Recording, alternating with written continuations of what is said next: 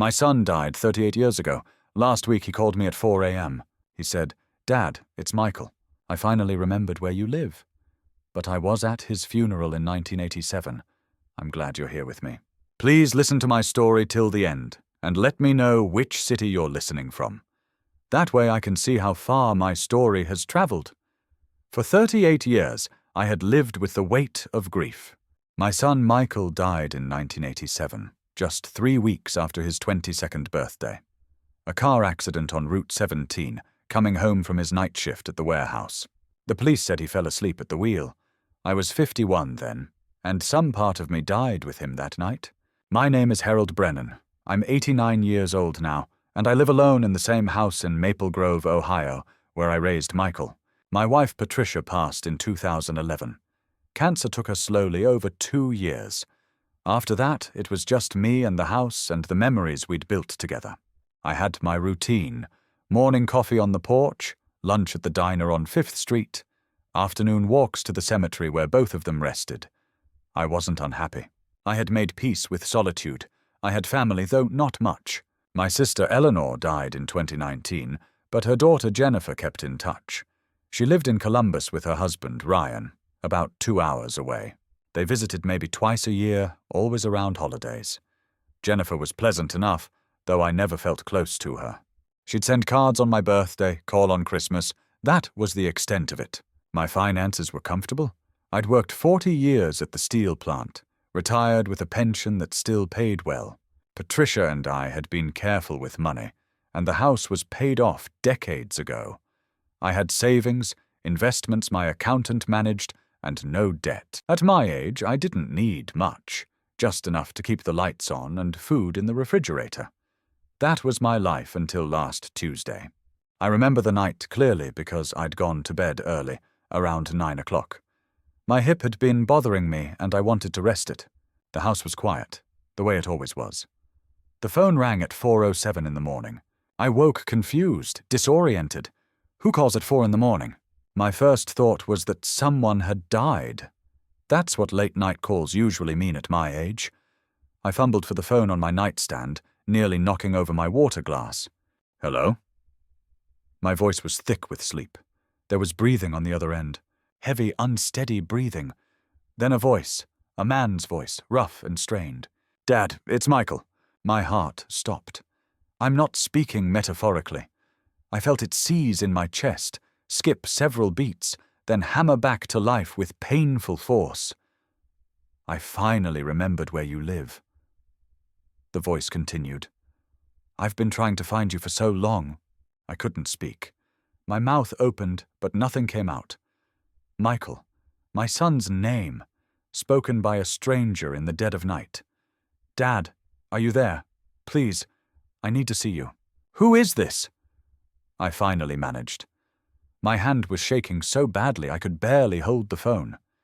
"It's me, Dad. It's Michael. I know this is hard to believe, but I'm alive. There was a mistake. I wasn't in that car. I've had problems, memory problems. But I'm better now. I remember you." I sat up in bed, my heart pounding. This was impossible. This was cruel. I had identified my son's body. I had buried him. I had stood over his grave every week for 38 years. "Michael is dead," I said. My voice came out harder than I intended. "I buried my son in 1987. I don't know who you are, but this is sick. Don't call me again." I hung up. My hands were trembling as I set the phone down. I sat there in the dark for a long time, listening to my own ragged breathing. Was this some kind of scam? I'd heard about those, people calling elderly folks, pretending to be relatives in trouble. But this was different. This was specific. This person knew Michael's name, knew he died, knew I was his father. How? I didn't sleep the rest of that night. I sat in my living room with the lights on, staring at the phone like it might attack me. Part of me wanted it to ring again, wanted to hear that voice, wanted to prove to myself that I'd imagined it. Another part of me was terrified it would. By morning, I had convinced myself it was a wrong number, a coincidence, some disturbed person dialing randomly. It had to be. But 2 nights later, the phone rang again at the same time, and the voice said the same thing. The second call came at 4:03 in the morning. I was awake this time, sitting in my armchair with a cup of cold coffee, watching the phone like a condemned man watches the clock. When it rang, I let it go 3 times before I picked up. "Dad! It's Michael! Please don't hang up!" I gripped the receiver so tightly my knuckles turned white. "Who are you? Who put you up to this?" "No one put me up to anything. I'm your son. I know you don't believe me, but I can prove it. I remember things. The house, the blue shutters, the maple tree in the backyard that I used to climb. You built me a treehouse when I was 8. Mom was so angry because you used her good lumber." My blood ran cold. That was true. All of it was true. But those weren't secrets. Anyone could have learned those things, from old photos, from neighbors, from public records. And then I realized something that made my stomach turn. The voice was wrong. Michael had a slight lisp. Nothing dramatic, just a softness on his S sounds that he'd had since childhood. This man's voice was clear, clean. And there was something else. Something in the cadence that didn't match. Michael had been a quiet boy, thoughtful with his words. This person spoke too quickly, too eagerly. "You're not Michael," I said. "My son had a speech pattern you don't have. You're an imposter." There was silence on the line. Long, uncomfortable silence. The accident, it affected my speech. The voice finally said, "I had therapy, years of therapy. You said there was no accident. You said there was a mistake, that you weren't in the car. Which is it?" More silence. Then, "This is hard for me too, Dad. I'm trying to explain." I hung up. My hands were steady now. Fear had transformed into something else, something colder, sharper, anger. Someone was deliberately targeting me. Someone who knew about Michael, about my family, about our history. This wasn't random. This was personal. I sat in that chair until dawn, thinking, who would do this? Who would benefit from making me believe my dead son was alive? The answer came to me slowly, like a photograph developing in solution. Money. This had to be about money. I was not a wealthy man by most standards, but I had enough to attract vultures. The house was worth $300,000, maybe more in today's market. My savings totaled nearly $400,000 after decades of careful investment. To someone desperate or greedy, that was a fortune worth scheming for. But who knew about my finances? Who knew about Michael, Jennifer? The thought surfaced before I could stop it, and once it was there, I couldn't push it away. My niece had visited 6 weeks ago, an unannounced visit which was unusual. She said she was in the area and wanted to check on me. She'd asked questions. How was I managing? Did I need help with anything? Had I thought about what would happen to the house when I was gone? I'd thought she was being considerate. Now I wondered if she was scouting. And her husband, Ryan. He was an actor, or had been, years ago. Small theatre, local commercials. He had the skills to alter his voice, to play a role. Was the voice on the phone his voice? I had no proof, but I had suspicion, and at my age, suspicion was enough to act on. The fear I'd felt during those night calls was still there, but something stronger had taken root beside it. Resolve. I had buried my son 38 years ago. I had mourned him, honored him, carried his memory like a stone in my chest. I would not let anyone use him against me. I would not let anyone turn my grief into a weapon. The first thing I did that morning was call my bank. I spoke with the manager, a woman named Carol whom I'd known for 15 years. I told her I wanted to add extra verification to my accounts, security questions, a PIN for phone transactions, the works. She didn't ask why. She just said, "We'll take care of it, Mr. Brennan." Next, I called my lawyer. David Chen had handled my affairs for 2 decades, my will, my property deeds, my investments. I told him about the phone calls, but not about my suspicions regarding Jennifer. Not yet. I asked him to review my will and make sure everything was in order. that no changes had been made without my knowledge. He promised to get back to me within 48 hours. Finally, I called the non-emergency line for the Maple Grove Police Department. I reported the calls, harassment, I called it. The officer who took my statement was young, polite, and clearly skeptical. He probably thought I was a confused old man, but he gave me a case number and told me to keep a log of any future calls. I was building a wall, brick by brick. That evening, I did something I hadn't done in years. I dug out my old photo albums. I sat at the kitchen table and looked at pictures of Michael as a baby, a toddler, a teenager, his high school graduation, his first day at the warehouse, his 22nd birthday party 3 weeks before he died.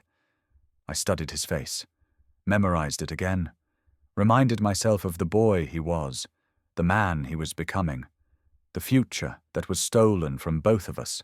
"I'll protect you," I said to his photograph. "Whatever this is, whoever is doing it, I'll stop them." The phone didn't ring that night, but I knew it would ring again. 3 days passed without another call. I kept my routine, coffee, diner, cemetery, but I was different now. Watchful. I looked at my neighbors differently, wondering if any of them had talked to strangers about me. I checked my mailbox twice a day, looking for anything unusual. I was an old man preparing for war. On the 4th day, Jennifer called. "Uncle Harold, I was thinking about you. How are you feeling?" Her voice was bright, cheerful, exactly the way it always sounded. But now I heard something underneath it. Calculation. Interest. "I'm fine," I said carefully. "Just the usual aches and pains. I worry about you alone in that big house. Ryan and I were thinking of coming to visit this weekend. We could help you with anything that needs fixing, maybe take you out to dinner." My jaw tightened. This was too convenient. The calls start, and suddenly Jennifer wants to visit? I needed to see her face, watch her reactions. I needed to know. "That would be nice," I said. "Come Saturday. I'll make lunch." "Perfect. We'll be there around noon." After I hung up, I sat down and wrote out a timeline. The first call was Tuesday. Jennifer's previous visit was 6 weeks before that. The second call was Thursday. Now Jennifer wanted to visit on Saturday. The pattern was there if you knew to look for it. Saturday arrived grey and cold. I prepared sandwiches and set the table for 3. At exactly 12 o'clock, Jennifer's silver SUV pulled into my driveway. I watched from the window as she and Ryan got out, both of them smiling. Ryan carried a bottle of wine. Jennifer carried a pie. They looked like the perfect visiting relatives. "Uncle Harold?" Jennifer embraced me at the door. She smelled like expensive perfume. "You look wonderful." "You're too kind," I said. Come in. Ryan shook my hand firmly. "Good to see you, sir. The place looks great." I studied him as he entered. He was 51, with greying hair and an actor's posture, shoulders back, chin up. His voice was pleasant, unremarkable, not like the voice on the phone, but actors could change their voices. That was their job. We sat down to lunch. The conversation was light. Weather, local news, their drive from Columbus. Jennifer asked about my health, my medications, whether I was eating properly. Ryan complimented the sandwiches. Everything was normal, too normal. "I've been having trouble sleeping," I said casually. "Been getting some strange phone calls in the middle of the night." I watched their faces. Jennifer's eyebrows rose in concern. Ryan's expression didn't change at all. "Phone calls?" Jennifer said. "What kind of calls?" "Someone claiming to be Michael." Now Ryan's face shifted. Just for a moment, just a flicker. His eyes darted to Jennifer, then back to me. It lasted less than a second, but I saw it. "That's horrible," Jennifer said. "Who would do something like that?" "I don't know. The police are looking into it." Another flicker from Ryan. He reached for his wine glass, took a long drink. "You should get caller ID," Jennifer said. "Or change your number. Those scammers are everywhere these days." "Maybe," I said. After lunch, Jennifer offered to wash the dishes. I let her. Ryan excused himself to use the bathroom. As soon as he was out of the room, I moved. My desk was in the study, just off the living room. I went there quickly, quietly. Ryan had left his jacket on the back of his chair, and his phone was in the pocket. I took it out. The phone wasn't locked, careless, or arrogant. I opened his recent calls. There were 2 entries from the past week that made my heart stop. 2 calls to my number. Tuesday at 4:07 a.m., Thursday at 4:03 a.m. He had called me.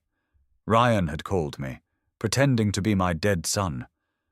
I heard the bathroom door open. I put the phone back in his jacket and returned to the living room just as Ryan appeared in the hallway.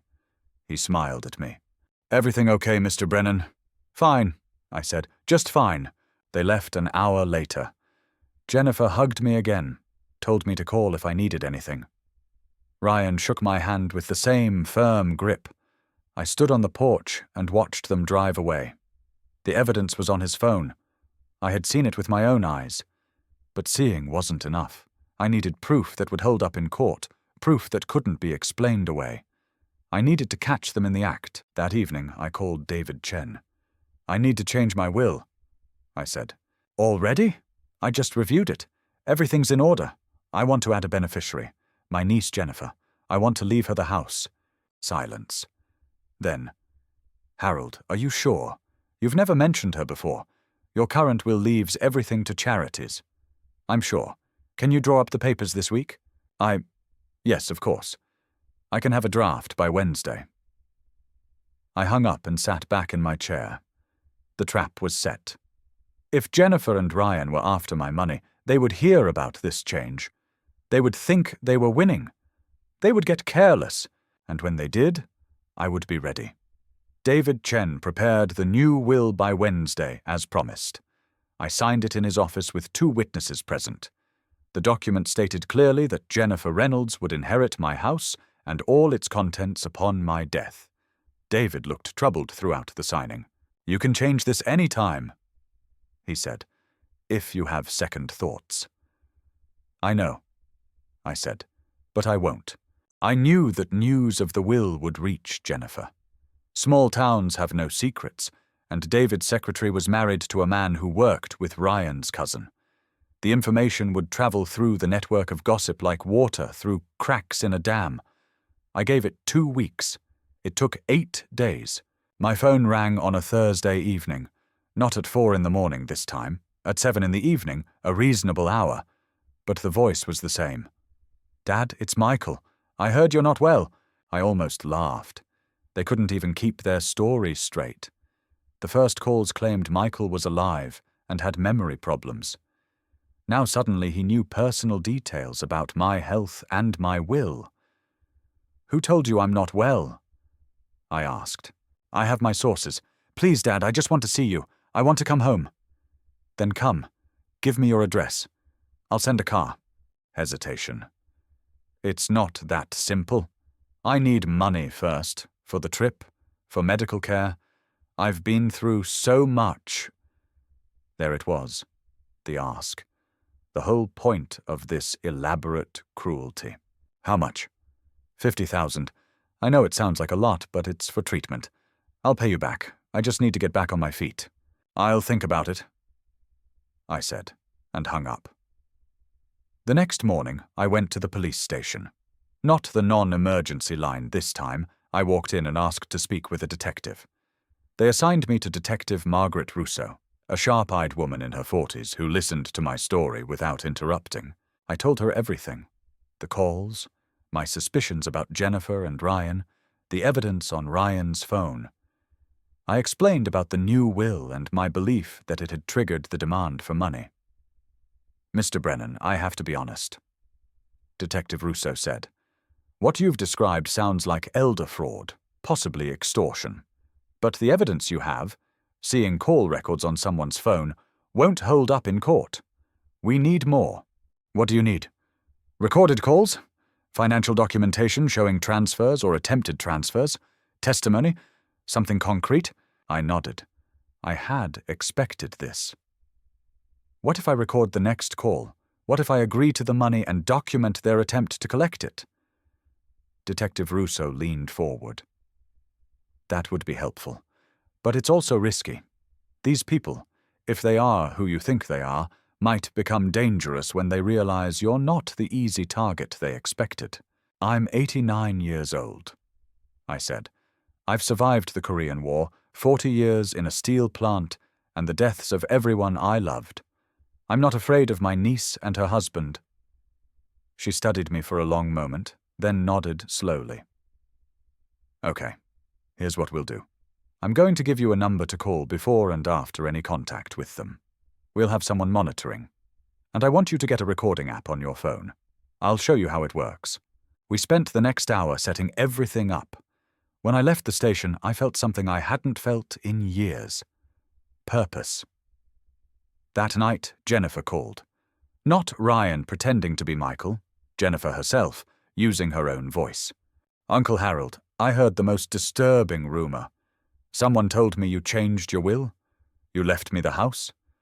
That's right, I said. But why? We've never even talked about that. I don't understand. Her voice was perfect, confused, concerned, innocent. She was good.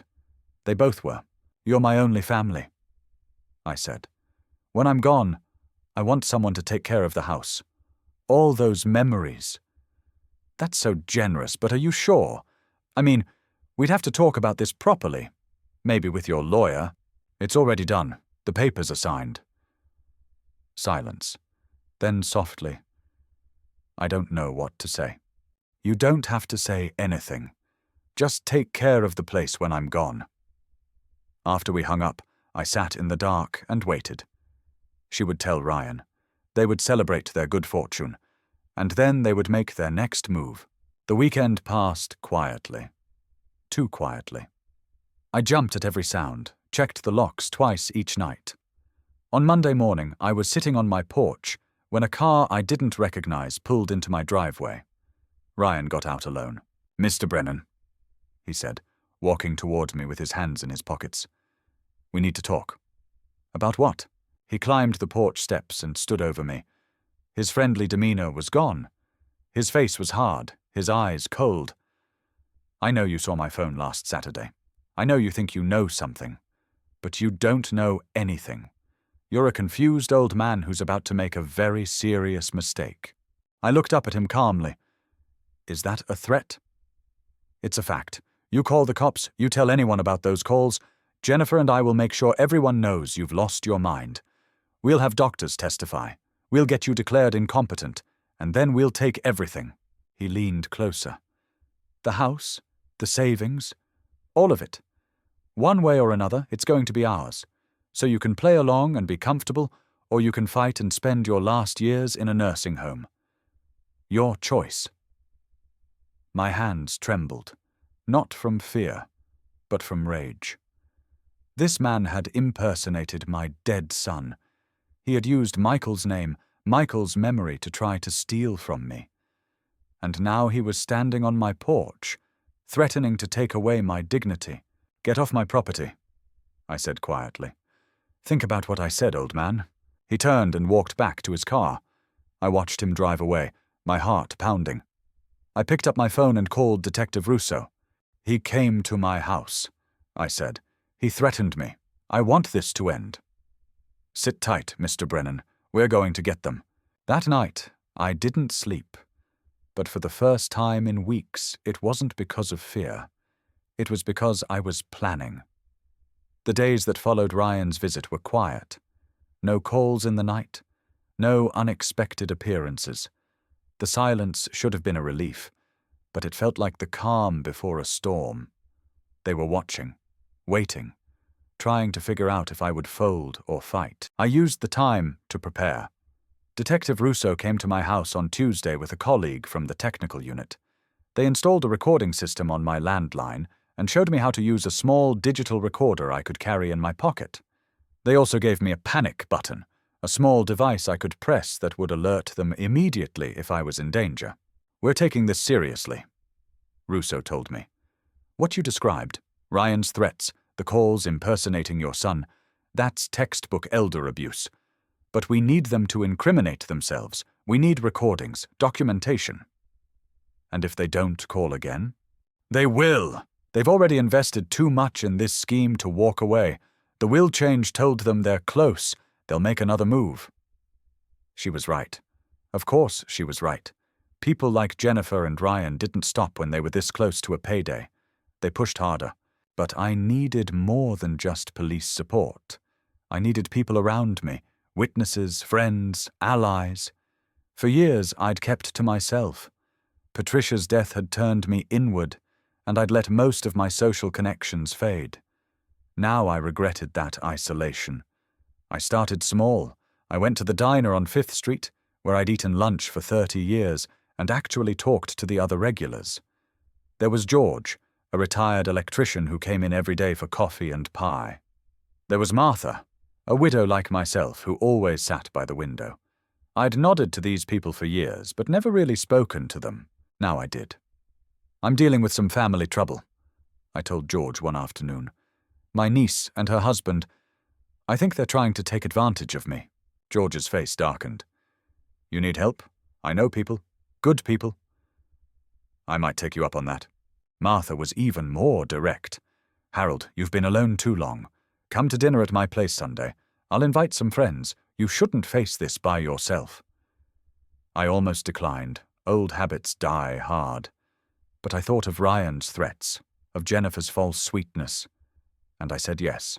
Sunday dinner at Martha's house was a revelation. There were 6 of us around her table.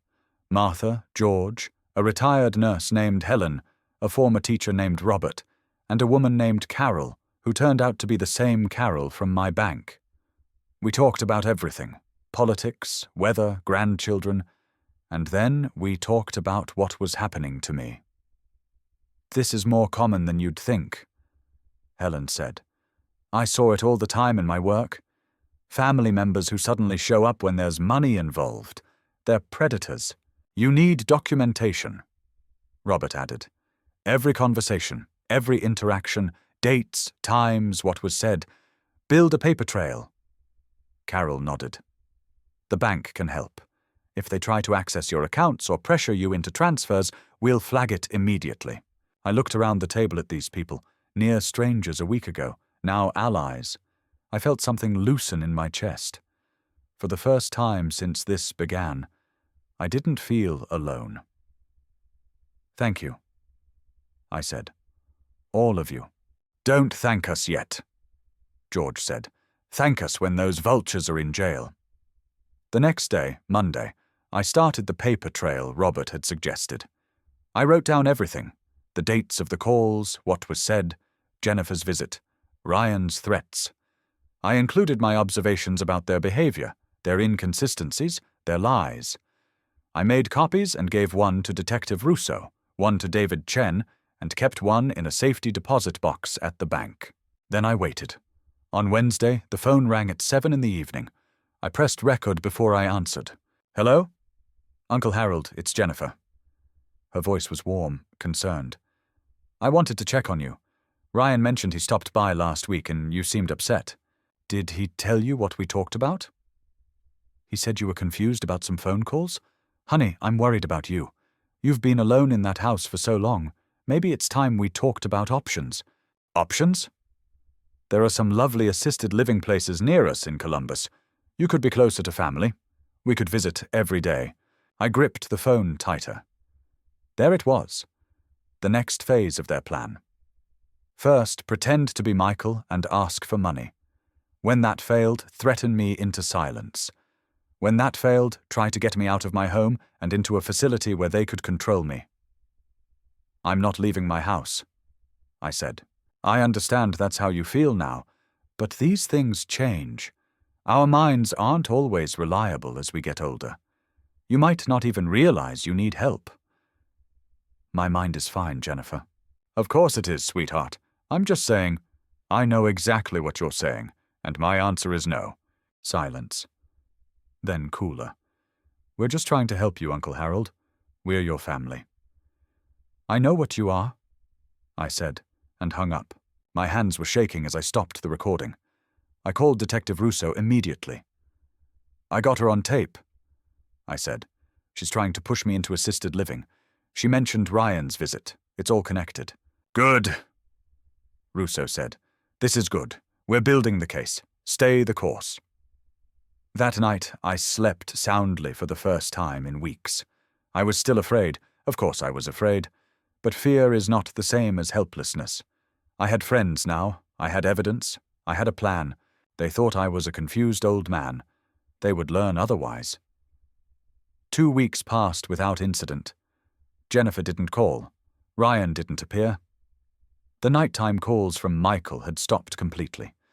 Part of me wondered if they'd given up, cut their losses, moved on to an easier target. But I knew better. Predators don't abandon prey. They regroup.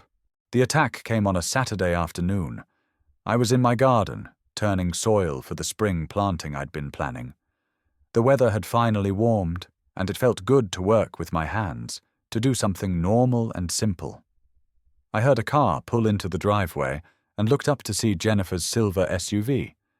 I stood slowly, brushing dirt from my hands. "I wasn't expecting you. We wanted to surprise you. It's been too long since we visited properly." They walked toward me with the relaxed confidence of people who believed they held all the cards. I let them come. The recorder was in my pocket. The panic button was in my other pocket. I was ready. "Come inside," I said. "I'll make coffee." We sat in my living room, the basket of fruit on the coffee table between us like a prop in a stage play. Jennifer talked about the weather, about their drive, about a new restaurant in Columbus. Her voice was light, cheerful, relentlessly pleasant. Ryan sat beside her in silence, watching me. Finally, Jennifer got to the point. "Uncle Harold, we've been thinking about what happened last month. The phone calls, the misunderstanding with Ryan. We feel terrible about how things have gone. We want to start fresh." "Start fresh how?" "We want to be more involved in your life, help you with things. And we've been talking to some people, financial advisors, medical experts, who think it might be good for you to consolidate your affairs. Make things simpler." I kept my face neutral. "Simpler how?" Ryan leaned forward. His expression was earnest now, concerned. "Harold, let's be honest. You're 89 years old. You live alone. You have significant assets that need to be managed properly.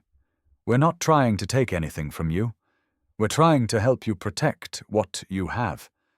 "By doing what exactly?" Jennifer jumped in. "We were thinking maybe a power of attorney, just for financial matters. That way, if something happens, a health emergency, cognitive decline, someone can make decisions on your behalf. Someone who cares about you." There it was. The real goal.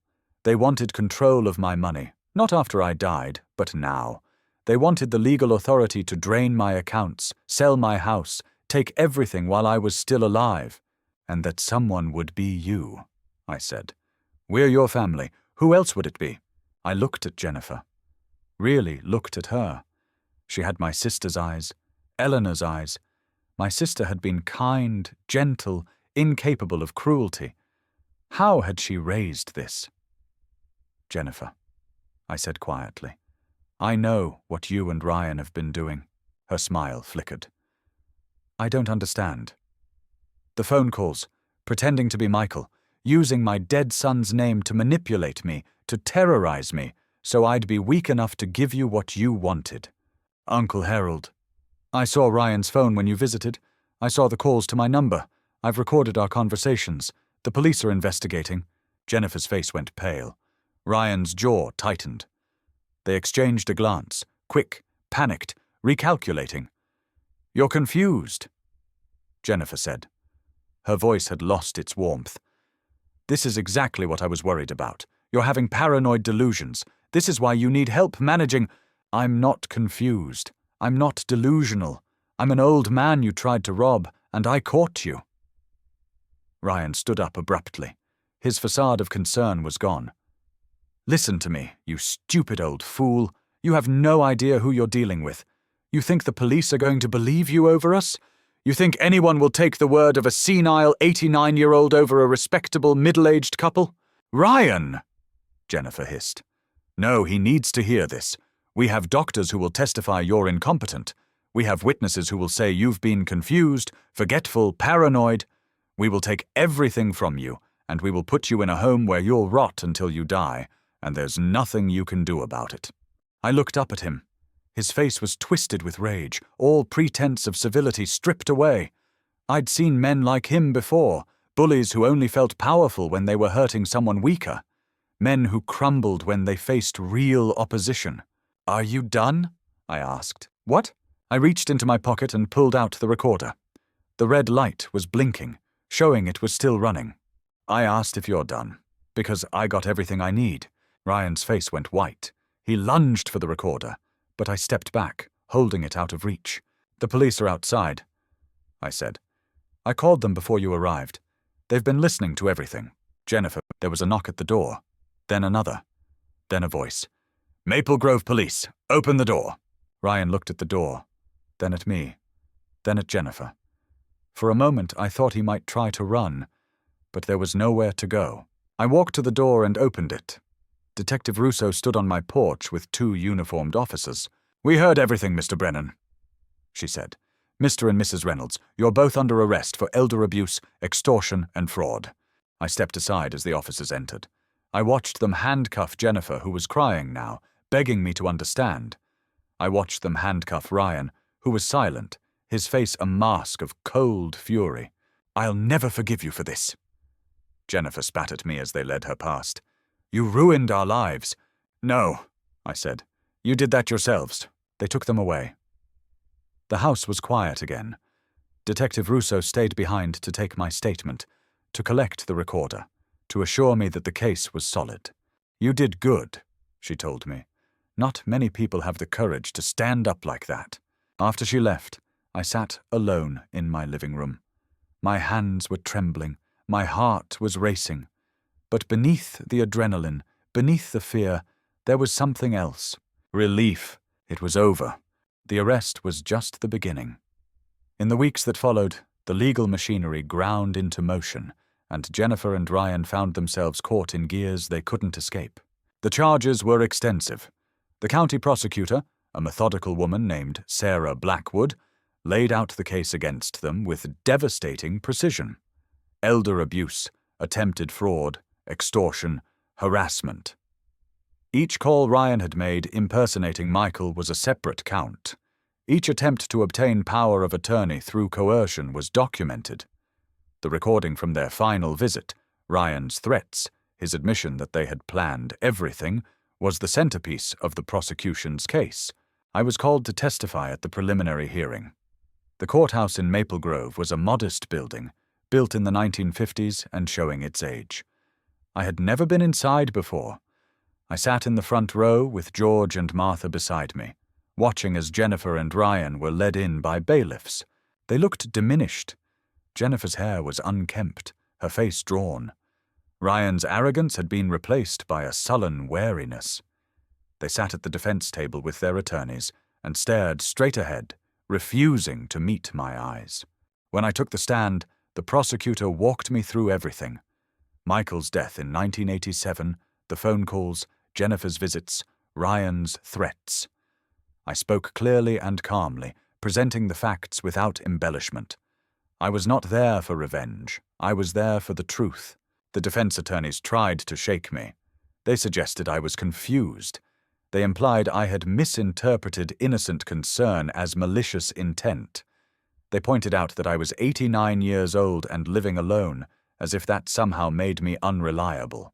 "Mr. Brennan," Jennifer's attorney said, "isn't it possible that my client was simply trying to help you? That she was worried about a beloved uncle and wanted to ensure his affairs were in order?" I looked at him steadily. "No. But how can you be certain? You admit you hadn't spoken with her frequently over the years. Isn't it possible you misread her intentions?" "I didn't misread anything. I heard your client's husband pretend to be my dead son. I heard him demand $50,000. I heard him threaten to have me declared incompetent if I didn't cooperate. And I recorded your client trying to manipulate me into signing over power of attorney. There's no misreading that." The attorney had no response. After my testimony, Detective Russo took the stand and presented the technical evidence. The phone records from Ryan's device, the analysis of the voice recordings, the timeline showing how the calls correlated with Jennifer's visits. Then the prosecutor called Carol from my bank, who testified that Ryan had called the bank twice in the weeks before his arrest, asking questions about my accounts and how to gain access to them. The defense attorneys objected, argued, tried to create doubt. But the evidence was overwhelming. The judge bound both defendants over for trial. As they were led out of the courtroom, Jennifer finally looked at me. Her expression was not apologetic. It was not remorseful. It was hateful, a cold, hard stare that told me she blamed me for everything that had happened to her. I looked back at her without flinching. She had tried to steal from me. She had used my son's memory as a weapon. She had conspired with her husband to destroy my life. I felt no guilt. I felt no doubt. I felt only the quiet satisfaction of justice beginning to unfold. The trial was set for 4 months later. In the meantime, Jennifer and Ryan were released on bail, $50,000 each, posted by some friend or relative I never identified. They were ordered to stay away from me, to have no contact with me in any form. If they violated those conditions, they would go to jail immediately. They obeyed. I saw nothing of them for 4 months, but I knew they were out there, waiting, hoping for some miracle that would save them. The trial itself lasted 5 days. I testified again, giving the same account I'd given at the preliminary hearing. The prosecutor presented the recordings, the phone records, the bank inquiries. She called witnesses, Detective Russo, Carol from the bank, David Chen, who testified about my mental clarity and the circumstances of the will change. The defense put Jennifer on the stand. She cried. She claimed she had only wanted to help me, that Ryan had acted without her knowledge, that she was as much a victim as I was. She said she loved me, that she would never hurt family. The prosecutor destroyed her on cross-examination. She played the recording of Jennifer's call where she suggested assisted living, where she pushed for power of attorney. She showed the phone records proving that Jennifer had been present when Ryan made his threatening visit. She demonstrated that Jennifer had lied repeatedly about her knowledge of Ryan's calls, about her intentions, about everything. Ryan did not testify. His attorney gave a closing argument claiming that the whole thing was a misunderstanding, that Ryan's behavior had been misguided but not criminal, that the family had simply been trying to help an elderly relative who was resistant to assistance. The jury deliberated for 6 hours. They found both defendants guilty on all counts. Sentencing was 3 weeks later.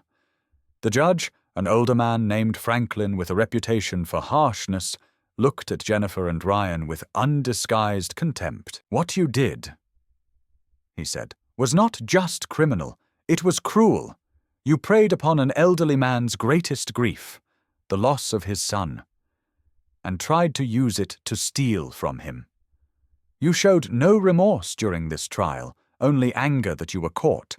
The court has no sympathy for you." He sentenced Jennifer to 6 years in state prison.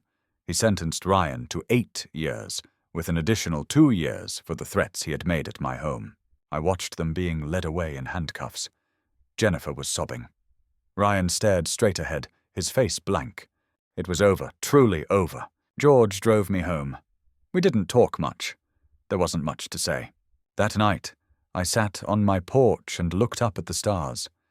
I thought about Michael, my real son, the boy I had raised and loved and lost. I thought about Patricia, about the life we had built together. I thought about everything I had been through in the past year. I was tired, but I was free. The sentencing marked the end of Jennifer and Ryan's assault on my life, but the aftermath continued to unfold in ways I hadn't anticipated. The case had drawn attention, first locally, then regionally. The Maple Grove Gazette ran a story about the trial. Then the Columbus Dispatch picked it up. Then a reporter from Cleveland called asking for an interview. I declined them all. I had no interest in being a public figure, no desire to tell my story to strangers. The trial was over. Justice had been served. That was enough. But even without my participation, the story spread. Friends of friends heard about it. People in the grocery store recognized me. The diner regulars treated me with a kind of reverent respect, as if I'd done something heroic. I hadn't done anything heroic. I had simply refused to be a victim. The weeks after the trial were quiet. I fell back into my routine: coffee, diner, cemetery. But the routine felt different now. Lighter. I had carried fear for so long that its absence was disorienting. I kept waiting for the phone to ring in the middle of the night, for another threat to emerge from the shadows. It didn't come. 1 month after the sentencing, I visited Michael's grave. I hadn't been there since the trial began. Too much else had demanded my attention. Now I stood before his headstone in the spring sunshine and told him what had happened. "They used your name," I said. "They tried to turn you into a weapon against me. But I stopped them, son. I protected you." The wind rustled through the trees. A bird sang somewhere nearby.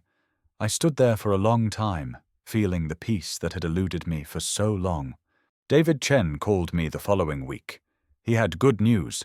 The court had awarded me restitution. Jennifer and Ryan had been ordered to pay the legal fees I had incurred, plus damages for emotional distress. It wasn't a fortune, but it was something. A formal acknowledgement that I had been wronged and was owed compensation. "There's something else," David said. "Remember the will change you made? Leaving the house to Jennifer." I remember. I think it's time we changed it back. I've drafted a new document returning everything to your original beneficiaries: the Veterans Association, the Children's Hospital, the library. Would you like to sign it? I went to his office that afternoon. I signed the new will with relief. The trap I had set was no longer needed. Jennifer would never inherit my house. She would never set foot in it again. My friendships with the diner regulars deepened. George and Martha and the others became true companions, not just acquaintances. We had dinner together every Sunday at Martha's house. We went to movies, to concerts in the park, to the county fair when it came through in July. I had been alone for so long that I'd forgotten what community felt like. One evening, Martha took me aside after dinner. "Harold," she said, "you've been through hell this past year, but you came out the other side. I hope you know how strong that makes you." "I don't feel strong," I said. "I just feel tired." She smiled. "That's what strong feels like when you're our age." Summer turned to fall. I harvested the garden I'd planted in the spring. I read books I'd been meaning to read for years. I took long walks through the cemetery, visiting Patricia and Michael, talking to them about my days. One afternoon in October, I was sitting on my porch when a car pulled into my driveway. I tensed, old habits, but relaxed when I saw it was a woman I didn't recognize. She was young, maybe 30, with dark hair and a hesitant expression. "Mr. Brennan?" she said, walking toward me. "My name is Lisa Chen. I'm David Chen's daughter. He gave me your address. I hope that's okay." "Of course. What can I do for you?" She sat on the porch steps, looking up at me. "I heard about what happened to you. The trial, everything. I work for a non-profit that helps elderly people who've been victims of fraud and abuse. We provide legal support, financial counseling, that kind of thing." "That sounds like important work." "It is. But it's not enough. Most people don't know we exist until it's too late." She paused. "I was wondering if you'd be willing to share your story. Not with the media, with us. We could use it in our training materials, our outreach, to help other people recognize the warning signs." I thought about it. I had refused the reporters because I didn't want attention. But this was different. This was helping others. "I'll think about it," I said. "That's all I ask." She left her card. I looked at it for a long time after she drove away. That evening, I called George. "I have a question," I said. "If you could do something that might help people, strangers, people you'll never meet, but it meant talking about painful things, would you do it?" George didn't hesitate. "Yes, that's what life's about, Harold. Using what you've been through to help someone else get through it." I called Lisa Chen the next morning and told her I would help. 1 year after the trial, my life had transformed in ways I never could have predicted. The work with Lisa Chen's non-profit became a central part of my existence. I spoke at community centers, senior centers, even at police training sessions. I told my story, the calls, the threats, the manipulation. And I saw recognition in people's faces. Too many of them had experienced something similar. Too many had been too ashamed or too frightened to fight back. "You're not alone," I would tell them, "and you're not helpless. You can protect yourself. You can ask for help. You can win." Some of them cried. Some of them thanked me afterward with shaking hands and voices. Some of them told me their own stories. Children who had stolen from them, caregivers who had exploited them, strangers who had called in the night with schemes and lies. Every story broke my heart. Every story strengthened my resolve. The recognition I had avoided found me anyway. The State Attorney General's office gave me an award for community advocacy. The Maple Grove Town Council declared a Harold Brennan Day, a gesture that embarrassed me but touched me more than I could express. The newspaper finally got their interview, and when the story ran, the headline called me "The Man Who Refused to Be a Victim." I didn't feel like a hero. I felt like an ordinary man who had done what anyone would do when pushed far enough. But if people wanted to call me a hero, if that made them more likely to protect themselves, then I would accept the title. My friendships continued to flourish. George and Martha and I had dinner every Sunday without fail. We traveled together, to Niagara Falls, to Chicago, to a small town in Vermont where Martha had grown up. I hadn't traveled since Patricia died. Now I was making up for lost time. I started volunteering at the library, helping older patrons learn to use computers. It was frustrating work. The technology changed faster than any of us could keep up. But it was satisfying. I liked being useful. I liked having purpose. On the anniversary of Michael's death, I visited his grave as I did every year. But this year felt different. The grief was still there. It would always be there, but it was no longer a weight that crushed me. It was a presence, a memory, a part of who I was rather than a burden I carried. "I'm doing okay, son," I told him. "Better than okay. I wish you were here to see it." The wind blew through the trees. I stood there for a long time, at peace. Meanwhile, Jennifer and Ryan's lives fell apart. I didn't seek out this information. It came to me through the network of friends and neighbors that had grown around me. Jennifer's husband divorced her while she was in prison. He claimed he hadn't known about her schemes, that he was as much a victim as I was. I didn't believe him, but it didn't matter. He was gone, and Jennifer was alone. Her children, 2 daughters I had never met, cut off contact with her. They were mortified by what she had done, horrified by how she had used our family's tragedy. They wrote to me apologizing for their mother's behavior. I wrote back telling them they bore no responsibility for her choices. Ryan's story was even grimmer. He had no family to speak of, no friends who stood by him. In prison, he got into fights, accumulated disciplinary violations, lost good time credits. His sentence, originally 8 years, would likely stretch to 10 or 12. He would be in his 60s when he got out, with nothing to show for his life but a criminal record and a reputation for cruelty. I did not gloat over their suffering. I took no pleasure in their misery. But I would be lying if I said I felt sympathy for them. They had brought their fates upon themselves. They had chosen to be predators, and predators sometimes get caught. Some nights I still thought about those phone calls, the voice in the darkness claiming to be Michael, the specific cruelty of choosing that particular lie. They could have invented any story, a fake charity, a fake emergency, a fake lottery. Instead, they chose to resurrect my son. They chose to weaponize my grief. That was unforgivable, and I did not forgive it. But I moved on.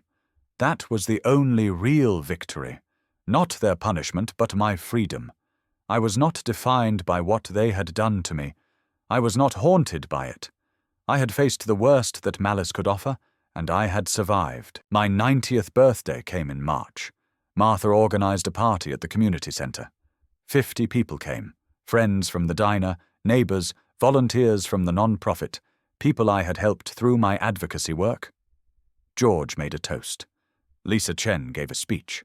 Someone brought a cake with 90 candles, and when I blew them out, everyone cheered. I looked around the room at all those faces, people who had become family to me over the past year, and I felt something I hadn't felt in a long time. Happiness. Not the absence of sadness, not the numbing of grief. Actual, genuine, uncomplicated happiness. I was 90 years old. I had buried my wife and my son. I had been targeted by my own flesh and blood. And I was happy. That was the real ending to the story.